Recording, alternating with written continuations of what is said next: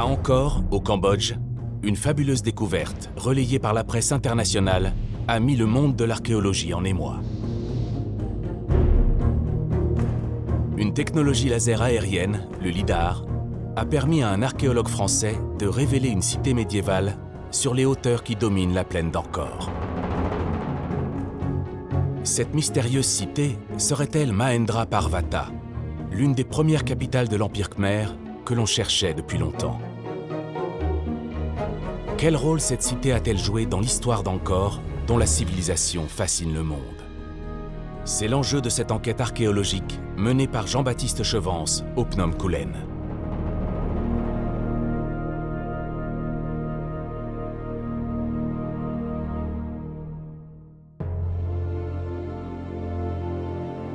Capitale de l'Empire Khmer qui a régné sur l'Asie du Sud-Est entre le 9e et le 15e siècle, Angkor, dont le nom signifie la ville, occupe une vaste plaine au nord-ouest du Cambodge, entre le grand lac Tonlé Sap et le plateau montagneux du Phnom Kulen.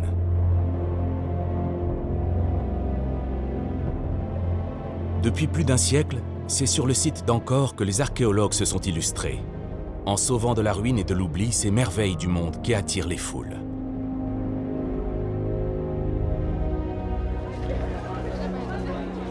Angkor Wat, le Phnom Bakheng, Prerup,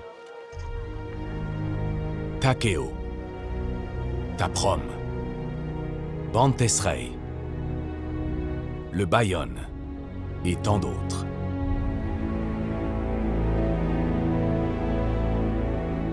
Ces centaines de temples se dressent au-dessus d'une immense plaine fertile qui a fait la prospérité d'Angkor, grâce à la culture du riz, basée sur un système d'irrigation unique au monde. Leurs vestiges laissent imaginer la brillante civilisation qui s'est développée ici, à l'époque médiévale. À son apogée, Angkor était l'une des plus grandes cités au monde, avec une superficie de 400 km², soit 4 fois la surface du Paris actuel. Elle aurait compté près d'1 million d'habitants, 5 fois plus que Paris, qui était pourtant la cité la plus peuplée d'Europe au XIVe siècle. Mais que sait-on de la genèse d'Angkor? Les chercheurs s'interrogent toujours sur les origines de cette civilisation. Ils cherchent à comprendre où et comment elle a pris sa source. Tournant le dos à la plaine, un jeune archéologue, Jean-Baptiste Chevance, a choisi de s'installer au Phnom Kulen, un plateau montagneux situé à 50 km, dans l'espoir de découvrir une cité antérieure à la fondation d'Angkor. La plupart des temples que nous connaissons ont été bâtis entre le 9e et le 15e siècle. À la fin du 8e siècle, la plaine d'Angkor était un espace peu occupé, délimité au sud par le grand lac Tonlé Sap et au nord par le massif des Koulen, la montagne des Litchis, en Khmer.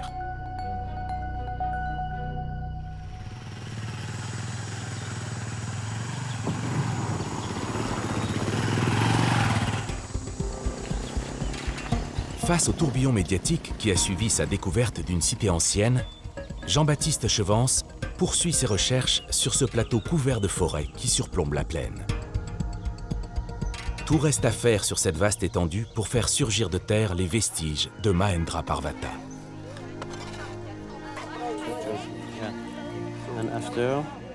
Guidé par les relevés aériens du LIDAR et ses propres intuitions, Jean-Baptiste poursuit sa quête inlassablement avec son équipe.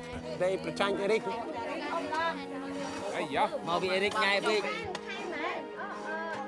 l'autre qui doit être derrière le bourrelet. Alors, juste une question. On va faire passer la pelle. Cette aventure de longue haleine ressemble à un travail de fourmi, tant les traces sont fragiles et dispersées sur le Kulen. Un lieu pour lequel ce passionné du Cambodge a éprouvé un véritable coup de foudre lorsqu'il y est arrivé pour la première fois en 2000.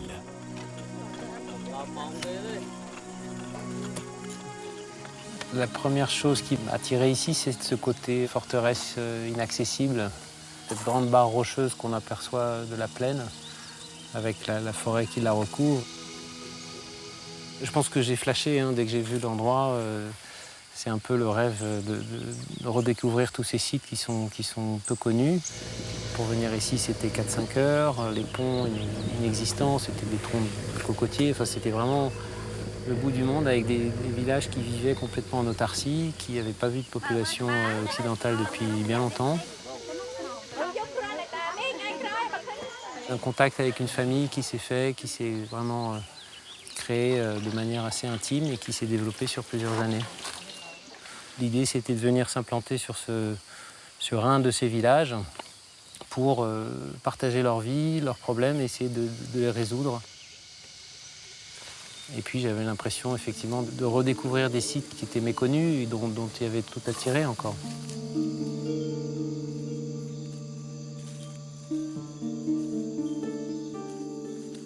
Remettant ses pas dans les traces des pionniers qui l'ont précédé, Jean-Baptiste décide de redécouvrir ces sites oubliés, ensevelis dans la forêt.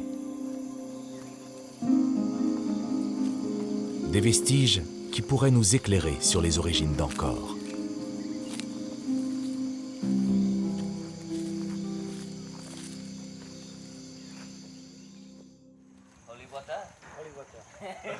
Depuis 2004, installé dans le petit village d'An Lang Thom, il mûrit ce projet fou.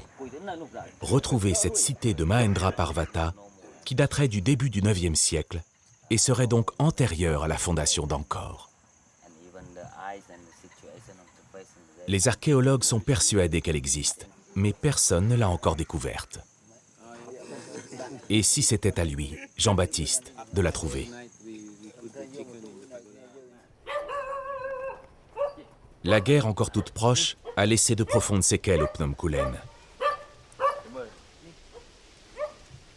Les Khmers rouges ont laissé derrière eux des mines antipersonnelles et le danger y est constant.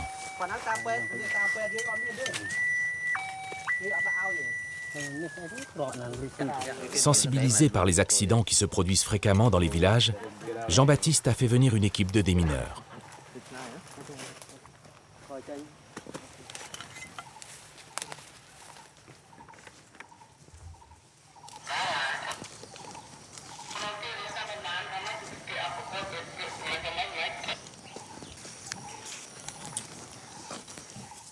Ils retirent du sol des roquettes non explosées semblables à celles-ci, cachées par la végétation.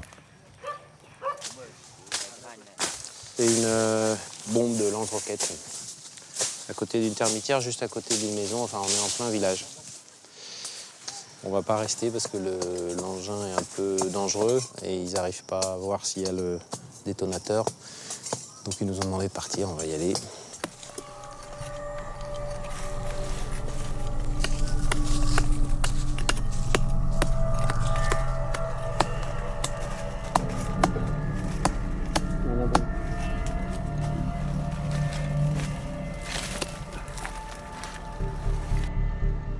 C'est en avril 1975 que les Khmers rouges s'emparent du pouvoir et instaurent un régime totalitaire radical sous la direction de Pol Pot. Ils transforment le pays en un gigantesque camp de travail et en moins de 4 ans provoquent la mort de 2 millions de Cambodgiens, un quart de la population.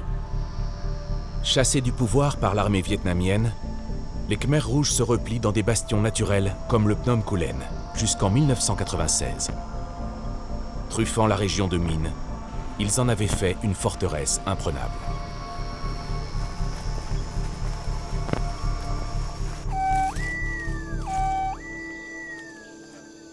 Les Khmers rouges viennent donc seulement d'être délogés du Phnom Kulen lorsque Jean-Baptiste y arrive en 2000. Notre pionnier doit affronter une nature rendue hostile par l'histoire tourmentée du plateau. Après avoir sécurisé les villages, les démineurs s'occupent des sites archéologiques qu'il a décidé d'explorer. Chaque année, on a des opérations de déminage qui sont programmées et on leur désigne un certain nombre de sites. Et après, sur le site, il faut s'adapter et voir qu'est-ce qu'ils ont déminé et quelles sont les extensions qu'on peut faire en fonction de ce qui débroussaille, parce que c'est eux les premiers à intervenir. Donc c'est après leur travail qu'on perçoit mieux la topographie du site et qu'on peut dire, OK, 10 mètres par là, 15 mètres par là, pour avoir une surface qui correspond au site archéologique.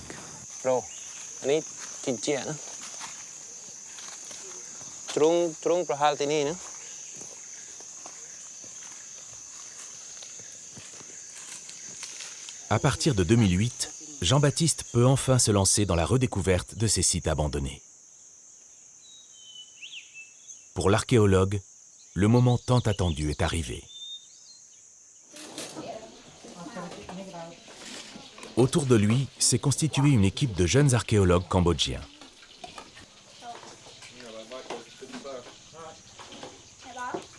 Il veut aussi faire participer la population du Kulin à son projet. L'aide qu'il leur a apportée lui a valu l'estime des villageois.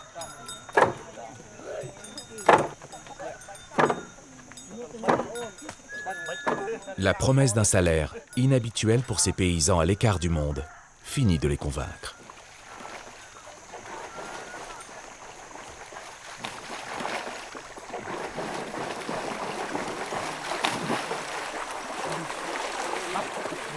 L'arrivée de la saison sèche va lui permettre de démarrer son premier chantier.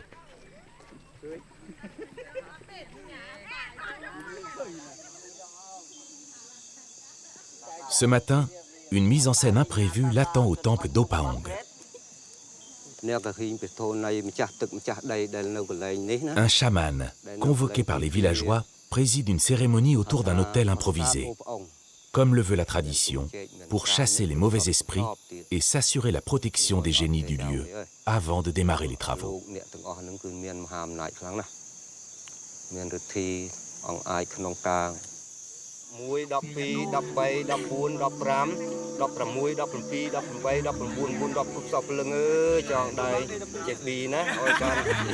Voilà son projet, béni des dieux.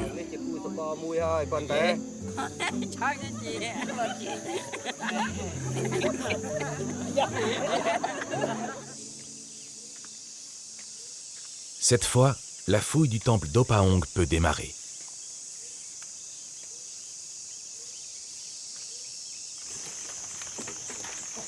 Les ouvriers commencent par dégager le sanctuaire de la végétation qui l'emprisonne. Des arbres aux racines profondes ont poussé sur ses parois et menacent de faire s'écrouler la tour en briques haute de 25 mètres.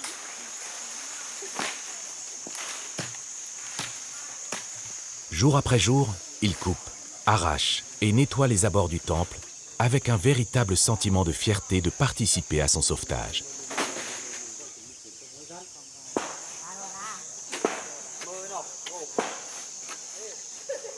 Au fil des semaines, ce sanctuaire retrouve un second souffle.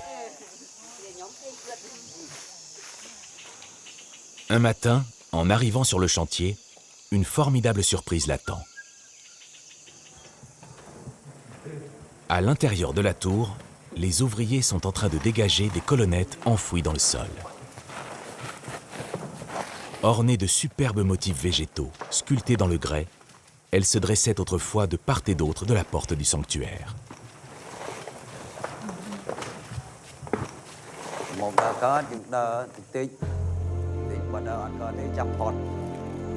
Jean-Baptiste n'en revient pas d'avoir mis la main sur de telles pièces qu'il croyait perdues à jamais. Avec précaution, les ouvriers les déplacent à l'extérieur de la tour. Ces colonnettes vont partir rejoindre les collections du musée de Siem Reap, dans la plaine. Jean-Baptiste est frappé par le raffinement de ces pièces exceptionnelles.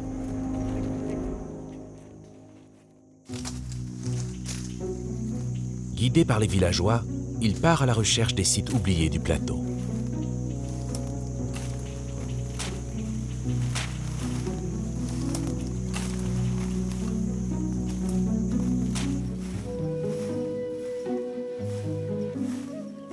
Un autre temple imposant, Tmadap, fait l'objet d'une grande campagne de fouilles.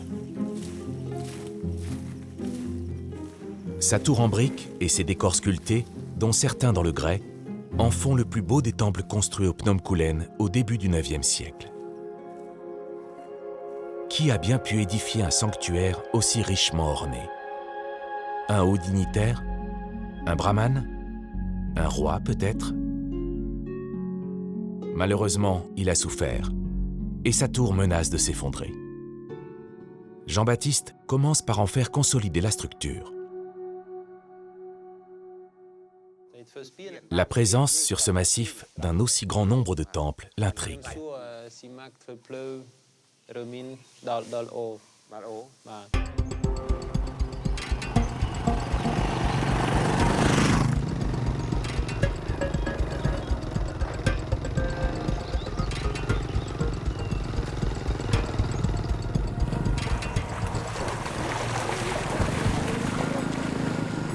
Pour sa campagne de 2010, Jean-Baptiste a choisi le temple le plus important du massif, le Rongchen.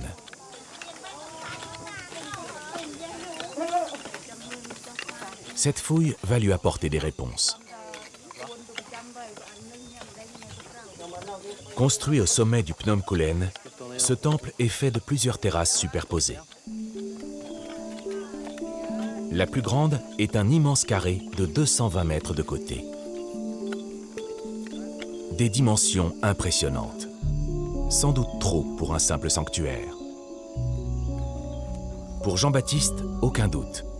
Par sa forme pyramidale, le Rongchen s'apparente au temple-montagne de la plaine d'Angkor, construit par les souverains khmers pour honorer leurs dieux et se rapprocher d'eux.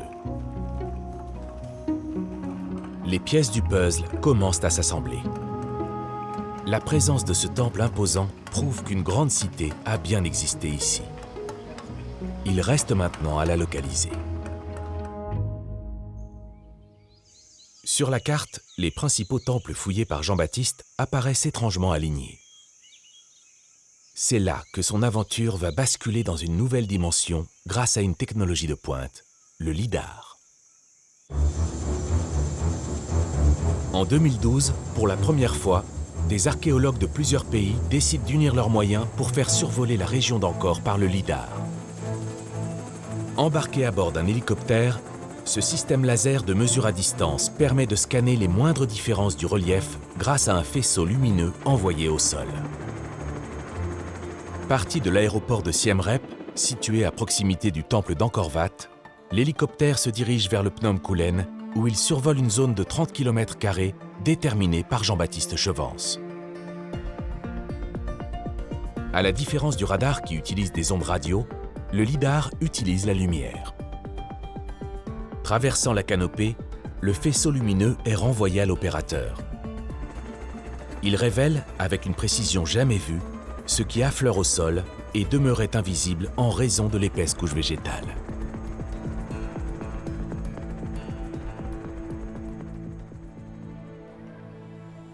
Sur la carte d'état-major, le rectangle gris correspondant au passage du lidar n'a pas été choisi au hasard par Jean-Baptiste. Cette zone de 8 km sur 4 concentre les principaux vestiges qu'il a revisités, là où il situait le cœur de l'ancienne cité qu'il recherche. Les résultats vont bien au-delà de ses attentes. Donc on a un plan d'une ville dont on connaissait que les églises ici, si vous voulez. Donc c'est vraiment quelque chose qui ressort comme un schéma urbain complètement inédit et encore plus surprenant dans cette topographie qui n'est pas la topographie angkorienne plane de la plaine.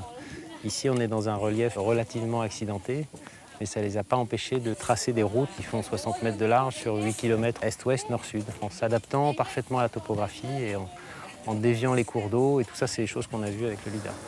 Avec en rouge toutes les structures inédites qui seraient la plupart des sites archéologiques nouveaux. Donc toute une myriade de nouveaux temples, 1, 2, 3, 4, 5, 6, 7, 8, 9, maintenant 10. Mais ce qui est l'intérêt, c'est que ça relie tous les sites entre eux. On a le plan de la ville. Des temples distants de 8 km sont reliés par des grands axes routiers totalement rectilignes, orientés nord-sud, est-ouest. Il est impossible à voir si tu ne sais pas qu'ils sont là, quoi. Absolument. Jimé me demandait est-ce que je peux l'aider à analyser les données LIDAR, parce que c'est des fichiers, on ne savait pas les ouvrir, on ne savait pas quel programme utiliser, on ne savait pas comment tout mettre en carte en fait. J'ai réussi à avoir des images, je voyais des temples qu'on connaissait déjà, il y avait des trucs un peu plus gros, il y avait des machins qui faisaient des kilomètres de long. Je me suis dit, bon, il y a peut-être des erreurs dans les données. J'ai vérifié, j'ai tourné dans tous les sens, et puis j'ai appelé JB, j'ai dit, écoute JB, je crois qu'on a un problème là, je crois qu'on a, on a quelque chose d'énorme, je pense qu'on a Il y a des grands axes, il y a des zones inconnues, il y a des trucs gigantesques. Je pense qu'on a une ville. On ne s'est pas dit qu'il y avait une erreur, mais on s'est dit waouh, c'est beaucoup plus important que ce qu'on imaginait. On avait des points sur une carte qui correspondaient à des sites religieux. Là, on a, grâce à cette technologie, on a toutes les grandes avenues qui relient ces sites entre eux, d'autres sites inédits, d'autres temples inédits. Tout ça, c'est des choses qu'on a vues avec le lidar. Sans le lidar, impossible d'imaginer dans la jungle qui recouvre le massif une cité digne d'une mégalopole avec ses routes, ses escaliers, ses digues, ses bassins. De nombreux sites inconnus sont apparus sur la carte. Vestiges de temples, de ponts, de canaux. C'est en allant sur le terrain que Jean-Baptiste et son cartographe espèrent les identifier. Chaque nouveau site donne lieu à une vérification à l'aide du GPS dans des recoins où la végétation a depuis longtemps repris ses droits. Il y a un truc un peu tu vois, noir, là, un peu taillé en angle droit. Tu vois, à 25 mètres là. On peut aller voir? Là. On y va. Peut-être par l'eau.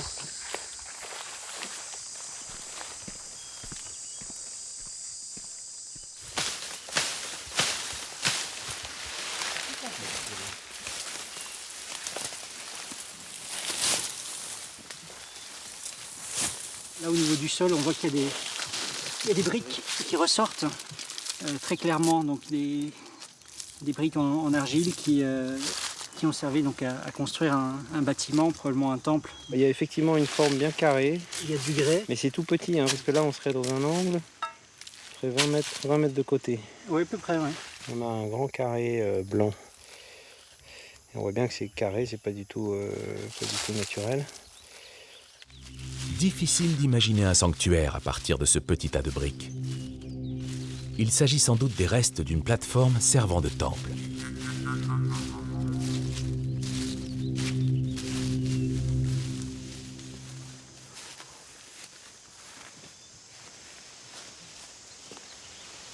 Le lidar indique une route qui descendrait le flanc de la montagne ici.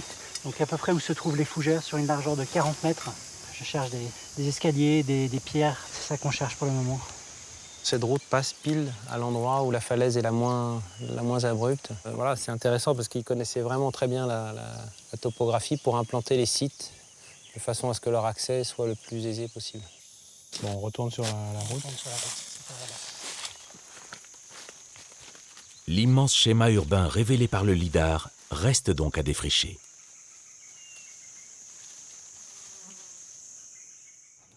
Angoulême, avec la zone d'acquisition, 8 km sur 4. Pour Jean-Baptiste, le plan de cette cité présente bien les caractéristiques d'une capitale ayant comme centre religieux le Rongchen. Des structures linéaires, inédites. Ce temple montagne s'insère lui-même dans un schéma général qu'on a pu mettre en évidence avec le lidar, qui relie les temples principaux, celui-ci étant vraiment le seul temple montagne qu'on a sur le massif et qui serait l'un des prototypes de temple montagne qu'on aura par la suite à Angkor. Donc ça c'est important parce que c'est un prototype architectural qu'on retrouve et qui va perdurer jusqu'au Bayonne en passant par Angkor Wat. Alors évidemment ici on est dans quelque chose de beaucoup moins évolué. On n'a pas les galeries concentriques, on n'a pas les tours. Mais on a une des premières pyramides qui symbolise le centre religieux de la capitale. Malgré son état rustique et inachevé, le Rongchen est bien l'ancêtre des temples d'État, synonyme d'une capitale dont le Pré-Rup, construit un siècle et demi plus tard dans la plaine, est l'un des plus prestigieux exemples.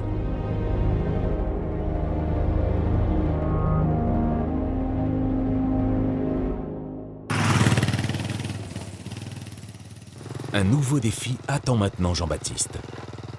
Comprendre la trame de cette capitale.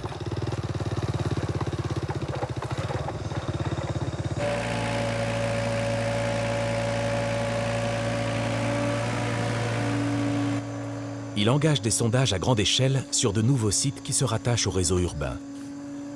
Des axes de 60 mètres de large qui reliaient des temples distants d'une dizaine de kilomètres.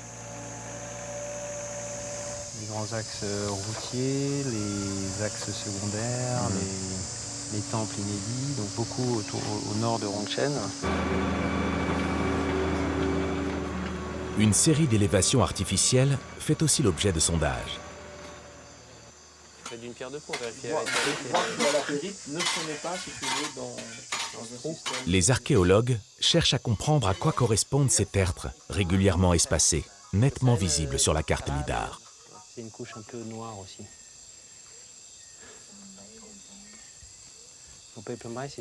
Plus il avance dans ses recherches, et plus il prend conscience des dimensions impressionnantes de la cité.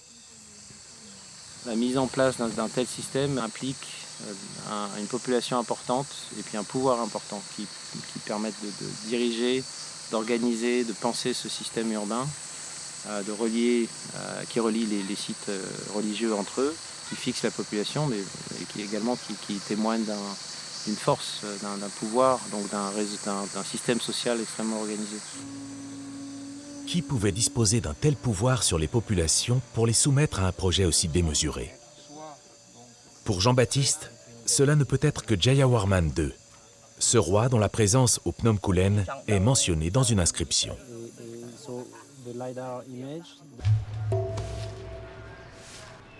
À la conservation d'Angkor, dans la plaine, sont entreposés des milliers d'objets trouvés sur les chantiers de fouilles de la région. Leur étude apporte aux chercheurs des informations essentielles sur cette civilisation.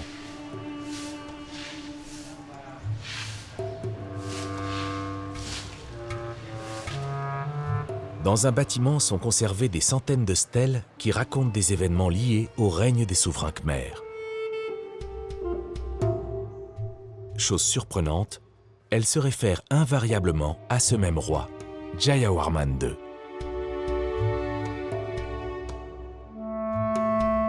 L'épigraphiste Dominique Soutif, spécialiste du Khmer ancien, nous en donne la raison. Le site du Phnom Kulen permet de penser qu'il y a effectivement un souverain qui s'est installé là-haut, qui a fondé un certain nombre de sanctuaires, qui a établi sa capitale pendant un temps et qui a réussi après à commencer à fédérer le royaume. Et c'est pour les Khmers comme pour les historiens, c'est effectivement à partir de ce règne-là que ça commence. Donc on se rattache à ce règne-là pour légitimer. Ça le place un petit peu comme un roi mythique, un roi fondateur. En fait, ce roi n'est connu que parce qu'on se rattache à lui pour légitimer une propriété, une fonction ou son accès au trône.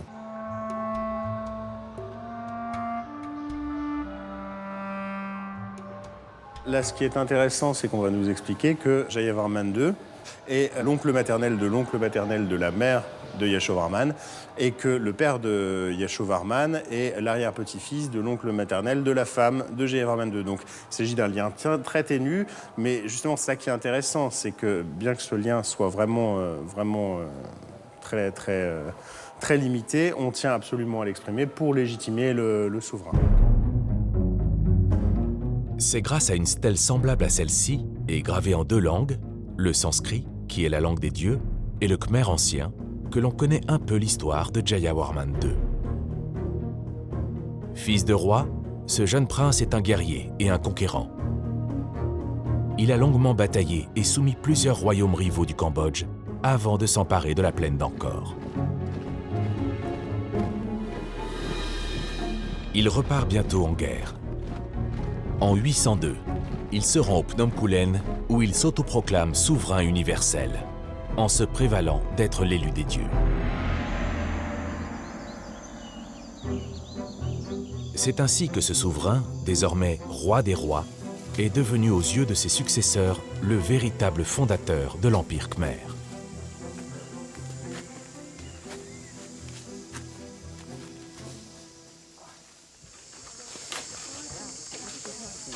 De plus en plus convaincu que la cité révélée par le LIDAR est celle de Jayawarman II, Jean-Baptiste et les autres archéologues cherchent de nouveaux vestiges qui viendraient confirmer son étendue.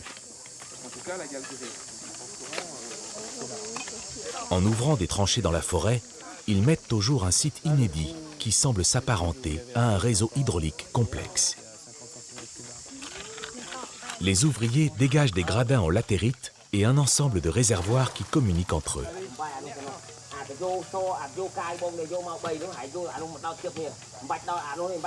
Avec Éric Liopis, un archéologue spécialiste de la région, Jean-Baptiste s'interroge. On voit bien qu'il y a en tout cas un bassin qui est du côté ouest. Et puis du côté est, ici, on va voir si on n'a pas un deuxième bassin qui pourrait être construit autour du Yoni. Ouais. Voilà. C'est marrant parce qu'on voit dans la coupe là-bas le sédiment hydromorphe. Il marque bien le passage peut-être de l'ancien cours d'eau qui est un peu déjeté par rapport au nouveau centre que définit le Yoni. Et ils ont dû se mettre à cheval. Que ça passerait plus par là-bas, quoi. C'est-à-dire qu'il y a une partie, si tu veux, qui est construite. Pourquoi les anciens Khmers ont-ils aménagé ces bassins? Leur maçonnerie en gros blocs de latérite en ferait-elle un prototype des bassins et des réservoirs construits plus tard dans la plaine d'Angkor pour remédier aux pénuries d'eau durant la saison sèche? Ce qui surprend beaucoup les archéologues, c'est l'absence de traces d'habitat sur ce site. Ouais. Et donc là, tu sais pas, gué, pont... C'est pareil, on est allé voir, on n'a rien vu de particulier, mais ce qui est évident, c'est qu'ils ont détourné la rivière. Mais au niveau de connexion, on n'a rien vu de poteaux, de ponts, de trucs. Jean-Baptiste, familier de l'archéologie ankorienne, connaît bien ces trous de poteaux qui marquent l'emplacement des anciennes maisons. À la différence des temples et des bassins bâtis en dur, les maisons et les palais des rois étaient construits en bois, un matériau qui se décompose avec le temps.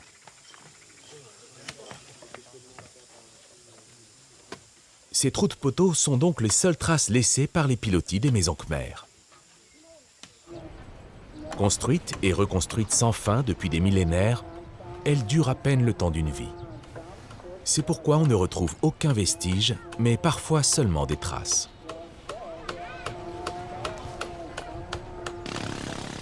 C'est dans les villages de pêcheurs qui bordent le grand lac Tonle Sap que l'on trouve les maisons les plus spectaculaires.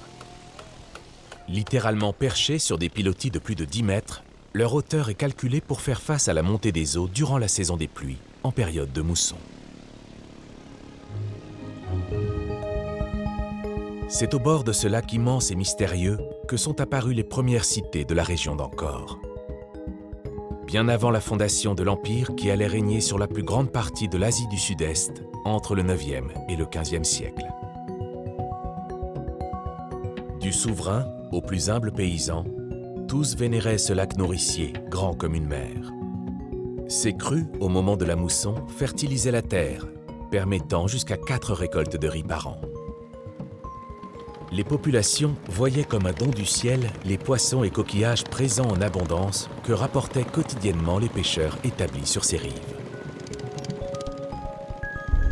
Une telle profusion ne pouvait être que la marque invisible des dieux qui régnaient sur Angkor.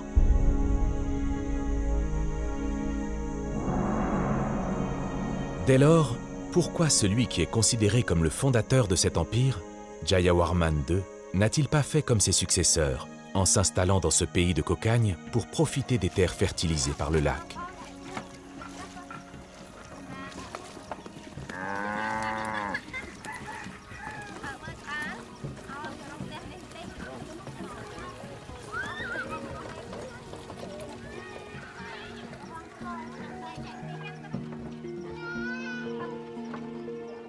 C'est ce qui intrigue Jean-Baptiste. Il décide d'enquêter dans la zone du lac avec l'aide de Christophe Potier, l'archéologue qui a longtemps fouillé dans la région. On est vraiment au bord du lac, Tonle Sap, qui est par là. On est en saison sèche, donc il est assez loin. En saison des pluies, toute la zone ici est sous l'eau, sauf les tertres qui restent émergées. Or, avant de se rendre au Phnom Kulen, Jayawarman II aurait fait un passage à Roluos, une ancienne capitale en bordure du lac. Sur ces terres inondées une partie de l'année, les indices sont rares et des siècles de travaux et de modifications ont fini d'effacer beaucoup d'éléments. Une tour intéresse particulièrement Jean-Baptiste en raison de sa ressemblance avec celle du Phnom Kulen.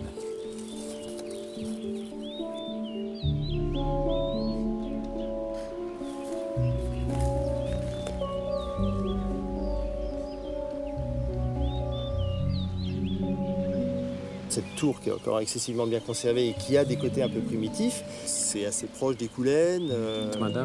Donc on a considéré que ça pouvait être de cette époque qui précéderait le début angkorien au IXe siècle. Les chercheurs en sont réduits aux hypothèses. Et Jean-Baptiste se rend compte qu'il ne peut retirer aucune certitude concernant le passage ici de Jayawarman II.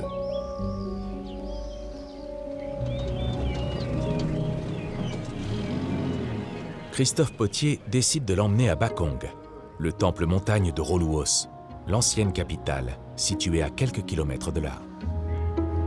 Christophe a fait une découverte étonnante lors de ses fouilles sur ce temple d'État érigé à la fin du IXe siècle par un des successeurs de Jayawarman II. L'éboulement d'un mur en grès a révélé les vestiges d'un sanctuaire plus ancien datant de l'époque de Jayawarman II. C'est un mur caché, constitué de blocs de latérite très bien polis qui en a signalé la présence. Tu vois vraiment là, c'est super bien poli. Et à ces deux endroits-là, enfin avec une meilleure lumière, on le verrait. Et on voit en fait que ça, après, ça a été retapé. Voilà. Et là, on voit bien que ça a été surtaillé derrière.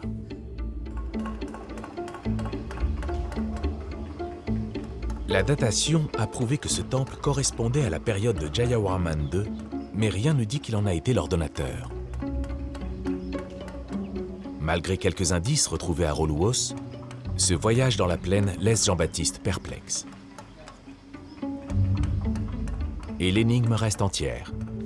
Pourquoi ce souverain n'est-il pas resté ici, sur cette terre bénie des dieux?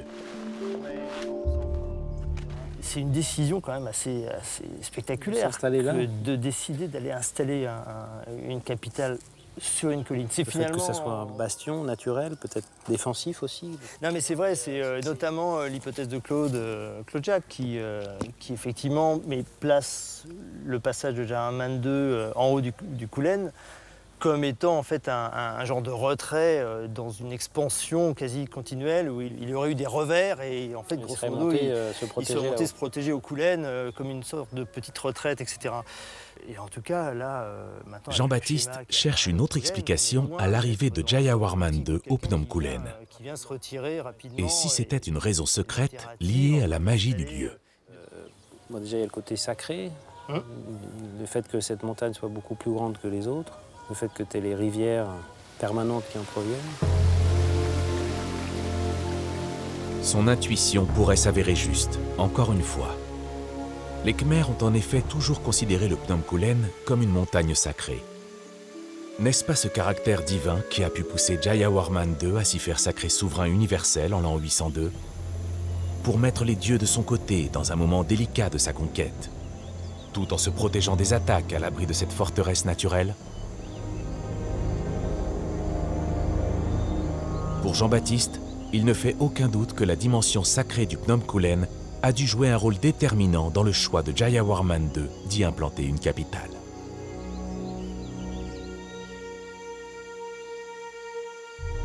Son caractère sacré ne s'est jamais démenti, même après la fin de Mahendra Parvata. Pendant des siècles, des ermitages aménagés dans des abris rupestres ont attiré les pèlerins. Partout, des statues et des rochers sculptés à l'effigie des dieux témoignent d'une intense ferveur religieuse. Les rois d'Angkor eux-mêmes venaient y prier leurs dieux. Cette dimension spirituelle partout visible trouve sa plus forte expression dans la rivière aux 1000 lingas. Avec sa forme de phallus stylisé, associé à la yoni, symbole féminin de taille rectangulaire, le linga incarne le dieu Shiva, qui est présent partout dans cette rivière. Dans sa quête, Jean-Baptiste a entrepris un relevé complet de ces figures géométriques gravées dans la roche. Avec Bruno Fabry, son topographe, il passe au crible le lit de la rivière pour tenter de percer le mystère de ces innombrables lingas. C'est la rivière principale qui alimente les douves d'Angkor, les grands barails, les grands réservoirs. C'est cette rivière qui prend sa source au Phnom Koulen. Évidemment pas exactement ici, il y a beaucoup plus d'affluents en amont.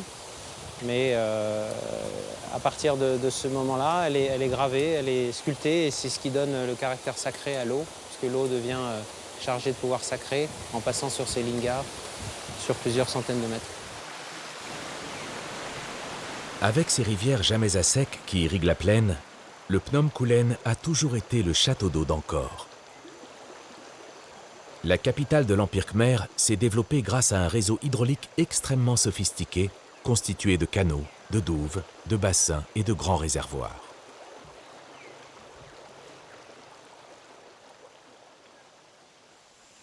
Plus de 1000 ans après, cette eau, source de vie, reste toujours aussi recherchée. Et ces lingas sacrés attirent toujours la ferveur des pèlerins.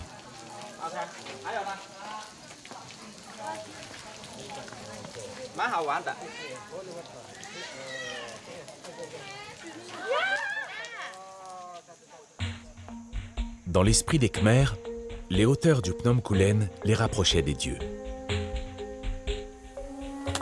L'une des rares inscriptions retrouvées sur le massif par l'ethnologue Jean Boulbet en 1968 confirme ce lien entre le linga et les rois d'Angkor. Donc, ce sont des inscriptions qui ont été découvertes en même temps que le site. C'est l'épigraphiste Claude Jacques qui s'est occupé de les transcrire et de les traduire. Et c'est, il me semble, ce groupe-là qui mentionne donc la visite d'un roi d'Angkor pour la consécration d'un linga en or qui devait se trouver sur un petit monument annexe au site.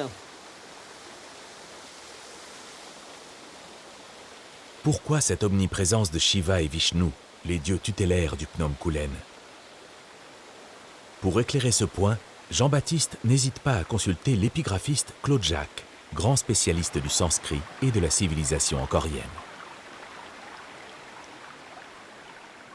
Alors il y a énormément de choses comme ça, avec Vishnu, couché, avec toujours de son nombril par un lotus, et il y a Brahma qui est là.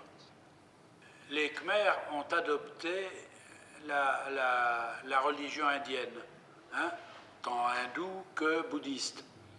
Pourquoi? On ne sait pas bien pourquoi. Hein? Enfin, on voit à peu près les débuts. Hein? C'est à peu près au début de notre ère, probablement un peu après. Ils ont dû considérer que Shiva était un protecteur meilleur, plus grand que leurs petits dieux locaux. Le nom de Mahendra Parvata signifie littéralement « la montagne du grand Indra », un autre nom attribué à Shiva. Jean-Baptiste ne désespère pas de retrouver un linga de cette époque sur les sites révélés par le lidar.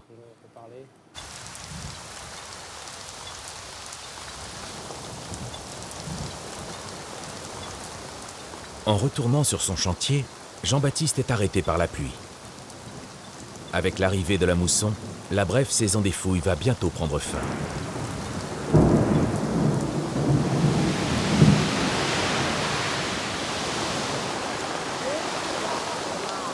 Il reste peu de temps aux archéologues pour comprendre le rôle de ces bassins dans la trame de l'ancienne cité. Comme chaque année, il faudra tout remblayer pour que les pluies torrentielles ne détruisent pas ces précieux vestiges.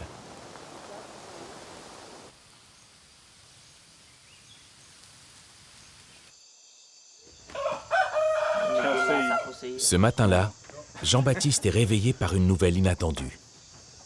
Des villageois ont fait une découverte exceptionnelle dans la forêt.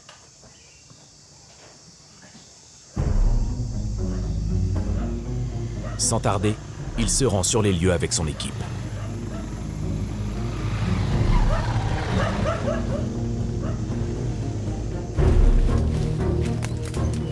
Après une marche d'approche, ils arrivent devant les vestiges d'un temple entièrement détruit, repéré au cours de leur précédente prospection.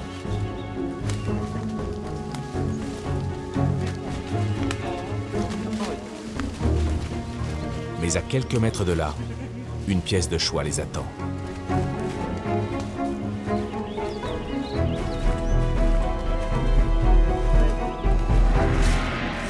Cette sculpture était invisible auparavant. Les pluies de la veille l'ont fait apparaître.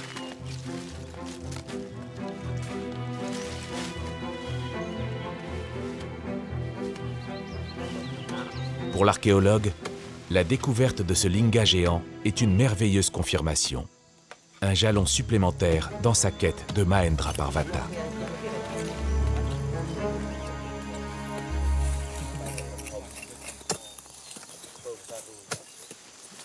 C'est une pièce assez exceptionnelle, il n'y en a pas beaucoup des complètes comme ça. C'est probablement associé au temple qui est à 10 mètres là, donc, et c'est un des temples qui s'insère dans la trame de la capitale de Jayavarman II, donc début 9e on va dire. Début 9e. Et c'est assez typique des temples du Phnom Kulen d'avoir des lingas comme ça. Que faisait-il à l'écart du temple qu'il ornait autrefois, dédié à Shiva? Jean-Baptiste pense à des pillards qu'il l'aurait enseveli ici en attendant de venir le rechercher.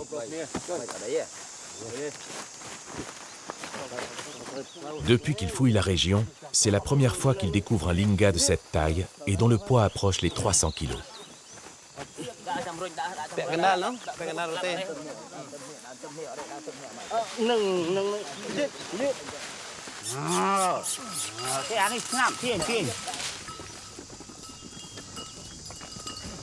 Pour les ouvriers qui ont participé au sauvetage du linga, c'est un honneur qu'ils partagent avec Jean-Baptiste.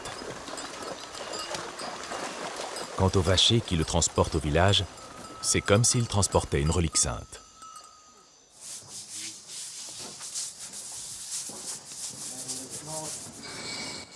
Jean-Baptiste est rassuré. Le linga dort maintenant à l'abri des pillards.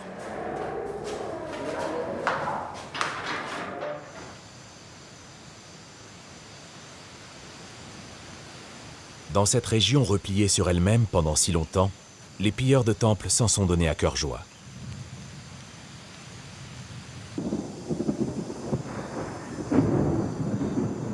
Au temple de l'éléphant agenouillé, Jean-Baptiste n'a pu que constater les dégâts.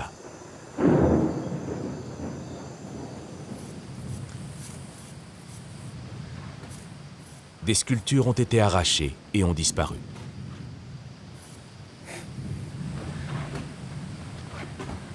Certes, il a pu sauver les colonnettes brisées, abandonnées à l'intérieur.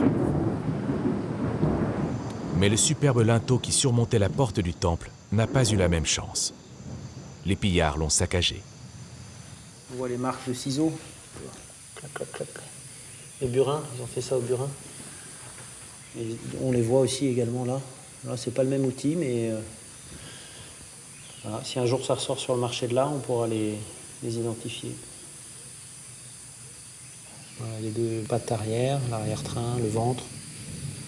Et la queue qui s'enroule dans les rinceaux végétaux.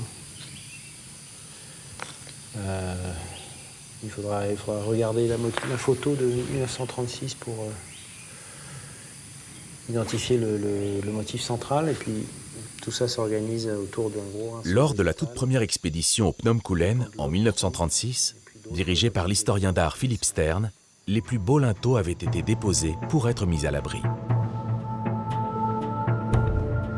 Le conservateur en chef du musée Guimet, Pierre Baptiste, nous raconte cet épisode. Pendant les 5 semaines que dure sa mission, avril-mai 1936, Philippe Stern, en homme pragmatique, demande à ce que l'on dégage uniquement l'entrée des temples. Il faut faire vite. À l'époque, on dégage donc ces linteaux et 2 seulement de ces linteaux vont être protégés. L'un va être envoyé au Musée national de Phnom Penh, le deuxième rejoint Paris, et puis les autres, on les laisse sur le Phnom Kulen. Et aujourd'hui, hélas, on ne voit plus que les vestiges des monuments de briques.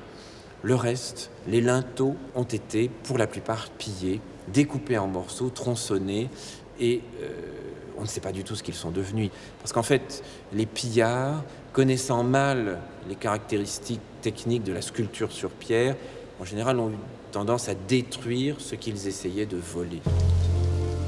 Lors de cette même expédition de 1936, c'est dans une grotte que Philippe Stern fait une autre fabuleuse découverte. Une grande statue du dieu Vishnu, celui qui préserve l'harmonie du monde dans la religion hindouiste. Il voit cette sculpture presque à moitié enfouie dans le sable. Il n'en découvre que la partie supérieur. Et puis, coup de théâtre, il demande aux ouvriers qui sont avec lui de dégager un peu le sable pour mieux comprendre cette statue. Et au moment où on retire le sable dans lequel elle était enfouie, on s'aperçoit que le costume n'a rien à voir avec ce que l'on connaissait à l'époque pré-ancorienne. Et ce type de plissé très particulier, normalement, on ne le rencontrait qu'à l'époque ancorienne. Et donc là, pour Philippe Stern, c'est une véritable illumination, puisque tout à coup, sur une seule sculpture, sur la même œuvre, on trouve le passage de l'époque pré-ancorienne à l'époque ancorienne.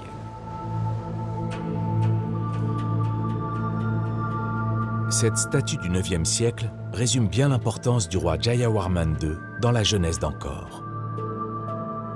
Son règne apparaît comme un moment clé pour comprendre le passage d'une époque de petits royaumes morcelés à l'ère d'un empire unifié qui va régner sur l'Asie du Sud-Est durant près de 700 ans.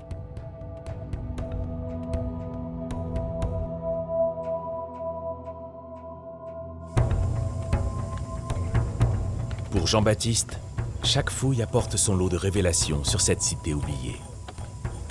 Après les temples, les grands axes, les digues et les bassins, les ouvriers mettent au jour d'énormes quantités de tuiles provenant de toitures effondrées. Ils dégagent aussi d'importants vestiges en latérite, murs d'enceinte, escaliers, plateformes, qui viennent compléter la trame de son réseau urbain. Pour appréhender cette capitale, Jean-Baptiste a su interpréter les riches informations du lidar. Au terme de ces campagnes, il commence à en avoir une vue d'ensemble. Pour construire Mahendra Parvata, il aura fallu déboiser le massif, détourner des cours d'eau, aménager des digues, transporter d'énormes quantités de matériaux en s'appuyant sur une main-d'œuvre abondante. Un projet colossal, précurseur des futures capitales qui vont s'épanouir à Angkor.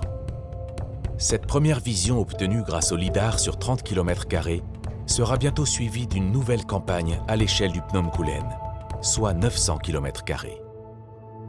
Permettra-t-elle de découvrir les limites de cette gigantesque cité, de mieux cerner son histoire?